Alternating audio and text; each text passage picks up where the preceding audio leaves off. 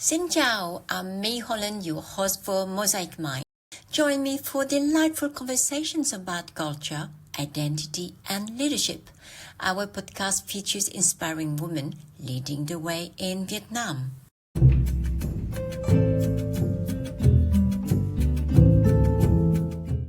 So, a few words about the guest today. So, we have Wanan here, and she's joining us from Thailand, I believe. But Yep. her background today is you're born and you grew up in Eastern Germany, and you have Vietnamese roots. And your journey is a testament to the powerful cultural fusion of many Vietnamese in Germany. So you have supported your family's business as a spokesperson from a very young age to also rising rapidly in a male-dominated industry. So your story is one of resilience and adaptability. So today you're really lending your expertise to strategic HR project in the energy field and healthcare sector. So really helping individuals and organizations to thrive in a high-tech world. So very, very inspiring, as you can see. You have embraced a lot of things in your background, and what you're doing now is you are moving to that new space where you are based in embracing change because you are based in Thailand, right? Yeah, right. Okay. So, bridging cultures, and absolutely, you are the one to empower transformation. So, we are very excited to dive into your story today and hear a few words of your wisdom. Welcome, Wangan. Thank you, Mi. Thank you very much for the introduction and also for having me. I was really happy when you asked me to join you. Well, I think we know that we can share a lot of things together, and that is I can feel it already. So you were born in Germany. Right. So you grew up there as well. So you have moved a bit as well, and you work in many various industry. So can you tell us a little bit more about how this diverse experience have shaped your view on changes and adaptability? Yeah, of course. Yeah, I think like what is important to understand, like when I talk about like how it shaped my leadership and how I work. So it's important to understand where my parents come from because mm, I mean, it's a bit in the past, but I'm just gonna start with that because like each of them, they moved from Hanoi to Germany in the late 80s to work in Eastern Germany and fabrics. I mean, sending money and products to Vietnam, right, to their families and just support them as young adults. When the wall in Germany fell in 1989, everything changed again because they already left the country, right? And then something changed again. No contracts for work, no apartments, like no structure. They had to begin again and not knowing what the future is bringing. So they decided to stay in Germany and work, always hoping for a better future, right? I mean, Yeah. still like we all do. So I was born in the 90s, and my parents working all day and night, building a better life. And I mean, I was born in a time where it was very insecure, where they didn't know like where the future is going. So I guess this really like how to say, I mean, it really yeah. This is like how I am today too, because my life was like full of changes, right? So I needed to adapt. I needed to because we moved a lot for the work, so I needed to adapt. I needed to get along with new people and new environments. So I would say that like the changes as chances to get to know new people, to maybe have new opportunities. So I'm not like super afraid when I see changes coming, also in the working environment. And I know there are people, they like stability, of course. They've done things for years now and they really like to stay where they are. For me, changes are something exciting, like something new. So I can like only see positive things in it. think this is like one part. I think it's so interesting because it's like having change in our DNA, in the Vietnamese DNA, because everything is so uncertain. We never know what's Mhm. going to happen, and we take it as as part of Yeah, who we are. definitely. And even if you're in Vietnam, right, to see business businesses everywhere because like people um they have to trust in themselves. For Vietnamese people living in Vietnam, but also Vietnamese people living abroad, they need to trust in themselves to do their own business, to survive, to have a better future. So you can see it like you can still see it. Like whenever I'm in Vietnam, I see like everyone has, I mean, even if they're working for a company, they also have like kind of side hustles, right? Just to support themselves. Exactly. So I really want to ask you. So you have you have the world, you have Vietnam changes as well. How do you view your sense of belonging?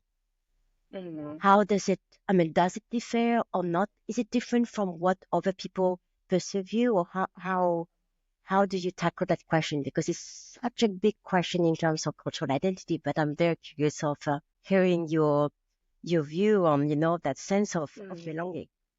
Mm. Yeah, it's super interesting. Yeah, that this is like a topic I always like to talk about with people who have like, like different cultural identities as well. So maybe to start with a example, like as a child, I always wanted to be blonde, not to stand out, only ate German food. I even have a favorite German dish. Okay. Um, when I became a teenager, I spent hours in German Asian online communities because then it was like evolving, like chatting. Because I found people who, I mean, looked Asian, but also grew up in a Western country. So I was like, like yeah, being online a lot. In my early 20s, I started to travel alone, like through Vietnam for the first time. So I got a new perspective because I only knew Vietnam from my parent and my family. And I think it's super important, if you have roots and if you want to get to know them, to, get your own, like your own view on it, to get Absolutely. to know people, to speak to them. I mean, Because you speak whenever Vietnamese, don't you? yeah, I speak Vietnamese. I Yeah. mean, I hope, I mean, I wish it would be better, like, especially for, yeah, for deeper discussions. But, at least I'm speaking Vietnamese and I understand it. So what I tried in my early 20s is to also talk a lot, speak a lot to people to understand what they're thinking about. So how their daily life is, just to understand the culture more. And I felt this kind of this feeling of belonging in Vietnam, even if I wasn't born there. So when I was in Germany, sometimes I missed Vietnam, even if I haven't lived there for a long time. I guess, yeah, many people have this kind of feeling too. Yeah. And I have to say that I struggled a lot when I was when I was a teenager and in my 20s to, like balance being German but also like being Vietnamese, and because there are some values which are, if you think it as a scale, there are some values, for example, harmony and conflict, which is like on the other side. And it was a bit hard for me to, balance it at this time, especially in work environment, I would say. But now in my 30s, I'm learning how to, switch between both cultural identities, but also like depending on the situation where I need, for example, this sense of harmony maybe a bit more, or this conflict Yeah. situation a bit more. And I guess it also helped me to balance it since I'm here in Asia. So since I'm in Vietnam and in Thailand, because I feel like this part of my cultural identity um, has time to embrace now and to show it to other people. So yeah, that helped a lot Yeah. actually. I mean, it's such a big question, and I know. Yeah. no, we really talking a little bit, just for a few minutes here, but what you're talking here is code switching. So code switching between, what you say, this culture Mhm. versus the other culture. I mean, the values are on the spectrum. Even the same values doesn't have the same meaning at all, Yeah. from the different cultures, that we're talking today. And I think that is really draining because constantly you have to be able to be the bridge.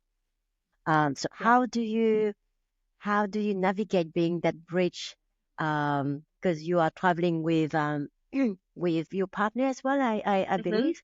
So Yeah. when you travel in Right. Vietnam, you have to be the bridge between the Western culture and the Vietnamese culture. So how is it how is it practically, on a daily basis, you being a bridge, Mm. cultural bridge, really? Funny situation is whenever I go to the market, I send him away. I'm like, Hey, let so me go now. it's expensive, isn't it? Why? It is. No, but like honestly, if I'm in Vietnam, I'm not like really considered as a poor Vietnamese. So people always think I'm Western at first, but if they like when they see that I'm like speaking Vietnamese and I do conversation with them, they are pretty happy about it. So I mean, what I mostly do is to translate as well because I like people. I mean, if it's a partner or friends who don't speak Vietnamese, I like to also include them in the conversation. Like yeah, to be the bridge, like. And I think like back then I wasn't so comfortable with like speaking Vietnamese. As I said, like in deeper conversations, it's a bit hard for me to find the right words, the vocabulary. But like now that I know that a lot, I also like speaking English. It's a bit easier for me to, like whenever I don't know a word, I can just tell them in English. So it's a nice conversation then.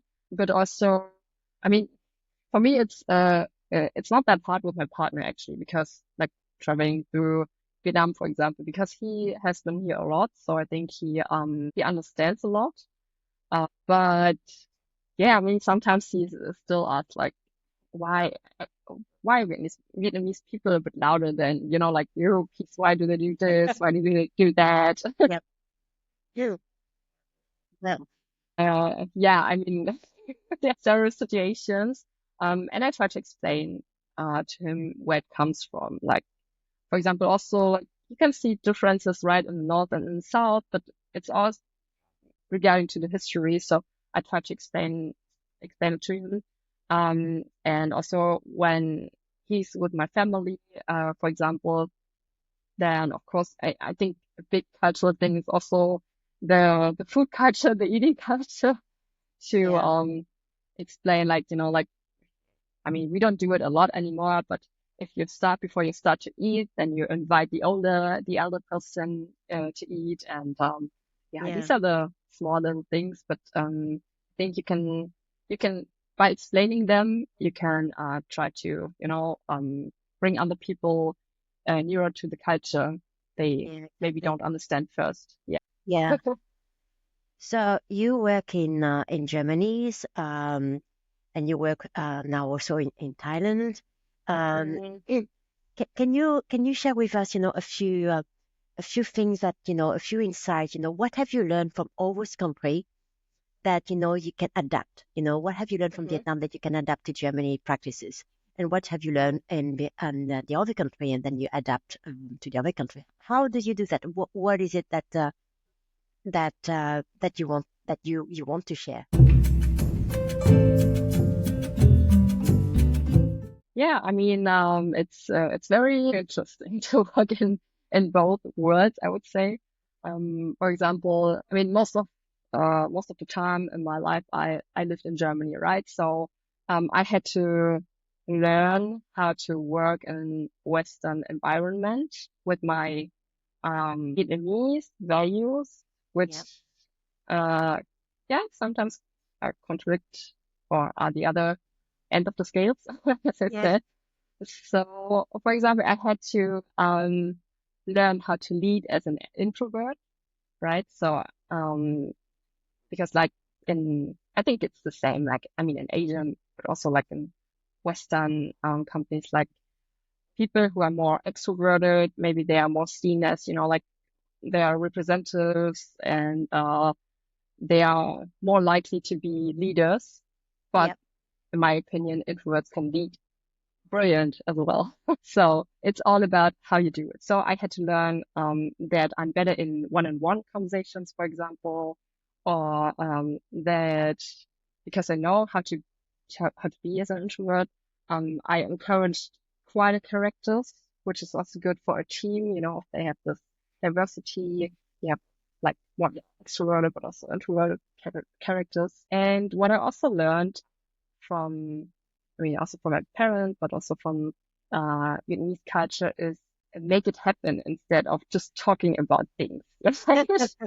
So, it's good to have a plan, but it's also good to just be pragmatic and do things.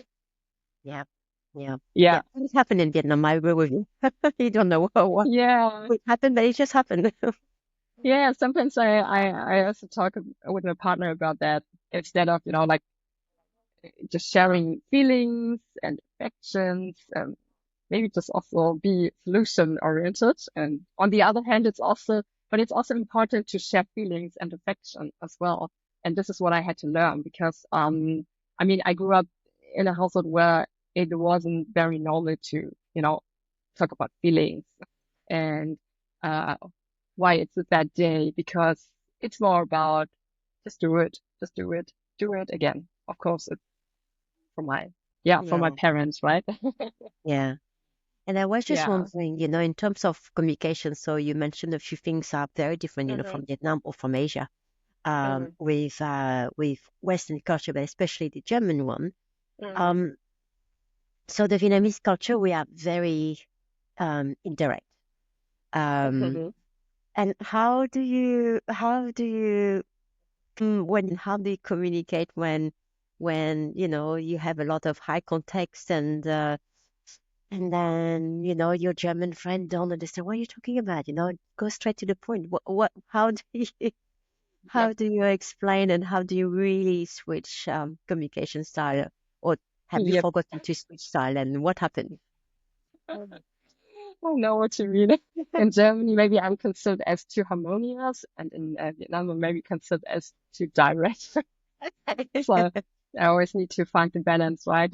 Yeah, as you mentioned, if I'm in like when I'm in Vietnam and I speak to like these people, I try to be like, even if I have a solution in mind or if I have a solution in mind we can do next or a question, I try to say to use maybe different words, like to use another may could we could do this and we you know is it possible to, I mean, yeah, this kind of communication, it's more indirect. And so when explaining something, it's like more in a, I always describe it as in a circle, like communicating in a circle. And then like at some point when both sides are ready and you can feel it, come to the point. But I think also what helped me is my because I also work as a coach and to like ask questions, like open questions, so that maybe the other side comes with solutions. I think this is also one way of communicating a bit more indirectly. Yeah. So basically, you're practicing open-minded leadership on a daily basis because of all that background that you're having.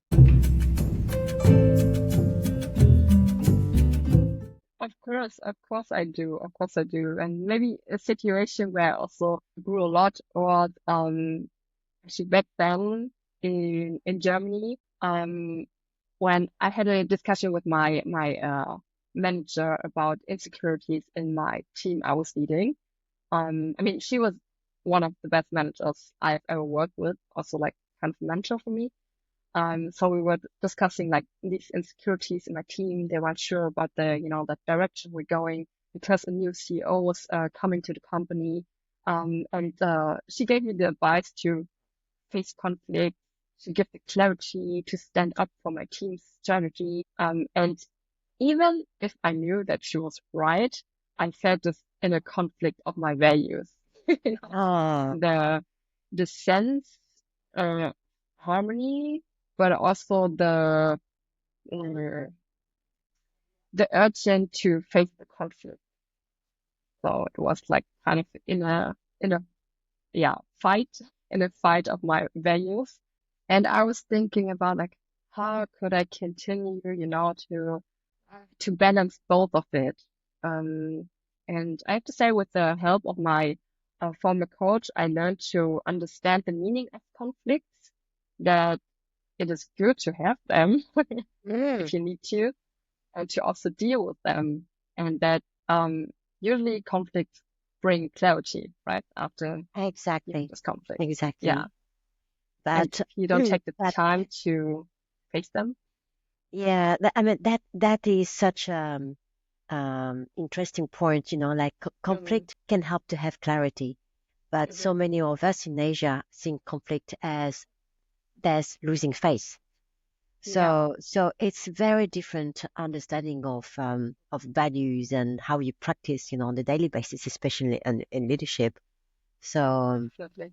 so yeah, so conflict was you think was the most challenging values that you faced? Yeah, yeah, I would say so. Yeah. It's still I mean, we're always learning, so I'm still on the path of learning, but I think this is the most challenging part of, yeah, bringing both worlds together. Yeah. Yeah, yeah. So so basically, you're embracing change, as you mentioned before. You're bridging culture, and really, you're empowering transformation. So for you, of course, but also for your team member as Mhm. well. So for the people who are listening to us here, so the podcast is called Mosaic Mind. So Mhm. basically, all those tips that you are giving today, you know, what would be what would you say, how can our listeners cultivate like a mosaic mind that Mhm. embrace, that kind of global cultures as Mhm. what you have mentioned now?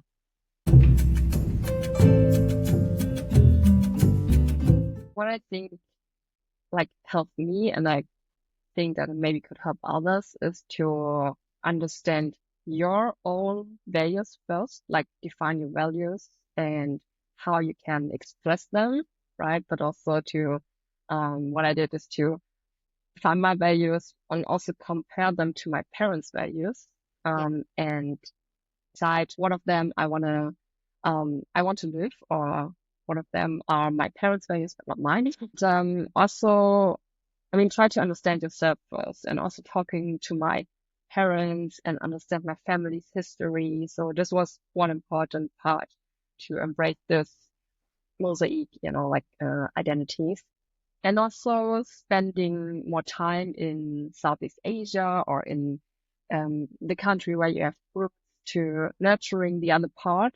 And I think another important thing for me was to exchange thoughts with people who share similar backgrounds. So find your community, like find find people where you can like openly share about your fears, but also your thoughts, and like just share your experiences. That helped me a lot, I have to say.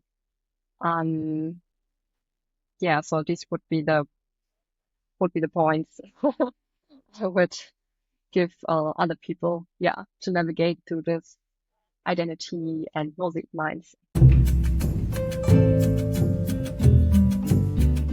Yeah. I mean something that we need to share with people as well. So you are Mm, helping me with Vietnamese into the mm, the mentoring program, and it's exactly what you mentioned about is how to build bridges mm. professionally, but also culturally. And I think that is what you have done by matching the skills, Thank as you. the culture as well. And I was wondering if you can say a little bit more about, how you come along and volunteer for that mentoring program. Yeah, sure, sure. I remember the first time we met in, I think it's Taiwan, was it?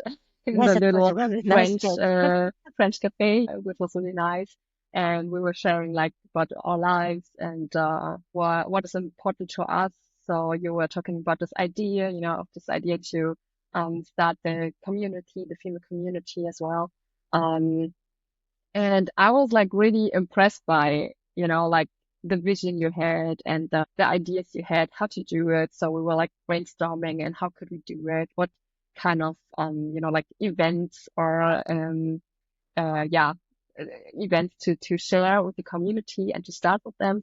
And I was always fascinated by mentoring programs because I think it's one of the most powerful actually, yeah, things you can do to match people, like people who don't know each other, right? To match them and support them by asking questions like, what do you think? Like on one side, for example, like the mentee, what do you need? Like what is important to you and where do you want to go? Like to have this vision of your life and to find people who can support you. Because um back then, like when I was in my 20s, I mean, I had the luck to always meet people who kind of support me as a mentor, but I didn't have a like official mentor like this.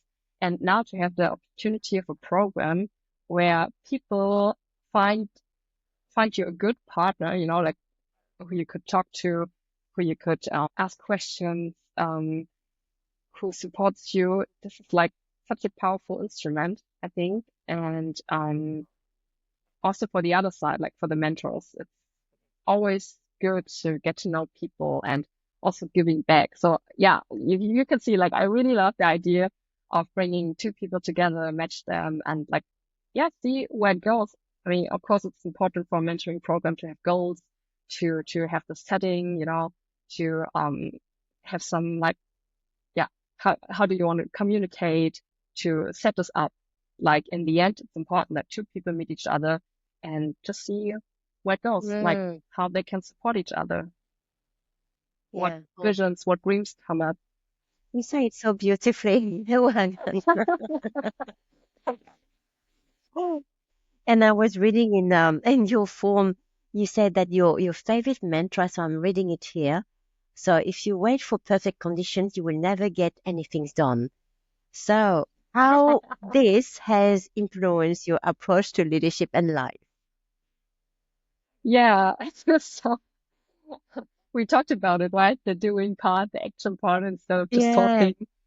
I mean, I'm not a very religious person, even if I would consider myself as a spiritual person, but the quote is from the Bible. And it says like, if a person waits for perfect weather, he or she will never plant his seeds. And if he is afraid that every cloud will bring rain, he will never harvest his crops, right? So it's all about the actions instead of words and fears. So what I try to do is in my work, but also in my private life, if I feel that there's something coming up in my mind which affects me, like where I have like kind of very negative emotions, or or where I feel uncomfortable, I try to face them and to, find out what is behind this, emotion and thought Mm. and to, find solutions for it. It's not always easy finding the solution and, I mean, finding a solution for the start or for the situation where I feel like uncomfortable gives me a lot, like a lot of how to say. I know the word in German right now, but I'm trying to remember the English word. It gives me a lot of that I feel like I can handle my life and it's in my hands to create a life I want, and life in personal life, of course, but also in the working environment. Um, what I always think about is the circle of influences, for example, like all the things you can influence, just do it, just right, take the actions, and all the other things you have to find other ways for it, or maybe other people who can support you by solving them. Yeah. That's awesome. Um, Can you tell us a little bit more about, your favorite books or podcast or music or any hobbies? So then we Sure, picture you a little sure. bit more. Yeah. Yeah, so my hobbies. For me, I don't know why, or if you also have it, but like sometimes it's hard for me to think about hobbies. What is a hobby, right? Is it a thing you're doing regularly? Because, okay, what I do regularly is to listening to podcasts, for example, the Diaries of CEO, for example. I think they're like very special guests, and I always learn a lot from that podcast. And one of my favorite books. So yeah, usually I like to read literature like regarding to my work as well, but sometimes it's also good to just read like stories, like fictional stories. And I love to read the book When the Mountains Sing. When the Mountains Sing, I think it is the title. It's about a Vietnamese family, about generations Oh. as well, and yeah, you can like you learn about Vietnam's the history of Vietnam and also like how it affects the whole family over 30 generations. I really Mm. like to read about it. Yeah, even if I mean, it's more a darker book, to where you have to think about it a lot. But it helped me to also start conversations with my parents, I think, about this time. Because when I was younger, I never asked them about like, how was it like during the war or when you Yeah. came to Germany, like what experiences did you face back then? Yeah. And the book helped me to start this conversation. So I can really recommend to read it. So, Wang, so that's wonderful. So I know that you're based in Thailand, but with books like this, I think it's fantastic, to be able to share it online and with your King.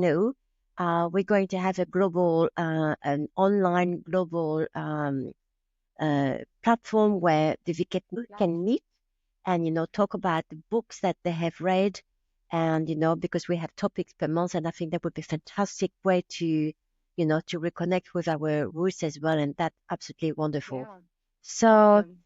today, really, thank you very much for making time to Thank joining. you. Um, I know that we have some special time together in Vietnam already, but here online also we still have some special time. So Yeah. I'm super super happy to have you with us. So I believe that we will put your LinkedIn profile, your link, or your Instagram. I can't remember. I think you're on Mhm. Insta as well. So how Yeah. people want to reach you, you're on Yeah. the description below. And if there's anything else that you want to share, last word for our people, Mm. what's your last word? Any last word? Take actions if you want to change something in your life. All right. Okay, I do that.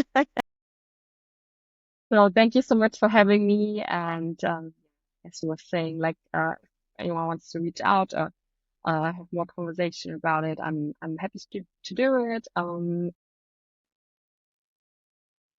And I Just think happy next time we see to you, we're going to see hear. you in Vietnam, where it's much warmer. As you can see, I will need I will need all those woolly thing on me.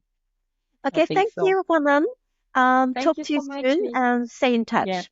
Bye. Thank you. Bye bye.